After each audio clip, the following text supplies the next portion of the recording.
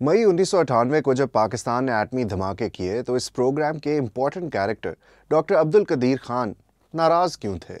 India ने 1974 में पहला और मई 1998 में दोबारा एटमी धमाके किए। 1998 के धमाकों के बाद पाकिस्तान की नेशनल डिफेंस कमेटी की मीटिंग हुई, जिसमें उस वक्त के वजीर आजम नवाज शरीफ, उनकी कैबिनेट और मिलिट्री ऑफिशियल्स ने हिस्सा लिया। इस मीटिंग का जिक्र है डगलस फ्रांस और कैथरीन कॉलिंस की किताब द मैन फ्रॉम पाकिस्तान में, जिसमें उन्होंने लिखा कि मीटिंग का फोकस 2 पॉइंट्स थे। पहला, क्या पाकिस्तान को एटमी तजर्बात करने चाहिए?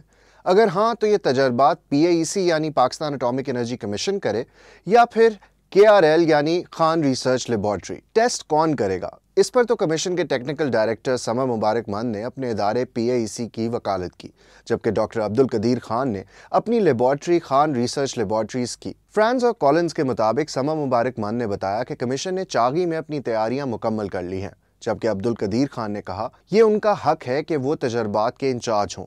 लेकिन ये मीटिंग इस फैसले के बगैर ही मुलतवी हो गई कि टेस्ट कब किए जाएंगे और कौन करेगा। किताब के मुताबिक नवाज शरीफ ने अगले 2 दिनों में फौज के आला ओहदेदारों से मीटिंग्स में यह फैसला किया कि PAEC जल्द अज जल्द टेस्ट करेगा। किताब द मैन फ्रॉम पाकिस्तान में लिखा है कि doctor Khan army chief general Jehangir Karamat से मिले और ख्वाहिश जाहिर की कि तजर्बात भले उनकी लेबॉर्ट्री की सरबराही में ना हो, लेकिन लेबॉर्ट्री का उसमें कोई रोल ज़रूर होना चाहिए। उनकी दलील थी कि न्यूक्लियर डिवाइसेस में उनकी लैब का अफसूदा यानी इनरिच्ड यूरेनियम इस्तेमाल होगा।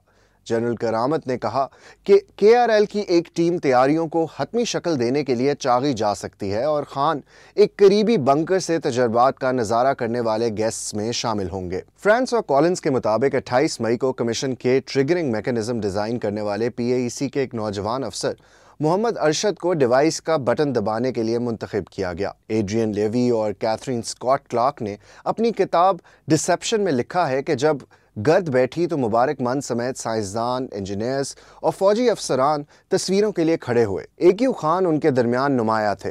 उनके चेहरे से इस रंजिश का पता नहीं चल रहा था जो अब तक चली आ रही थी।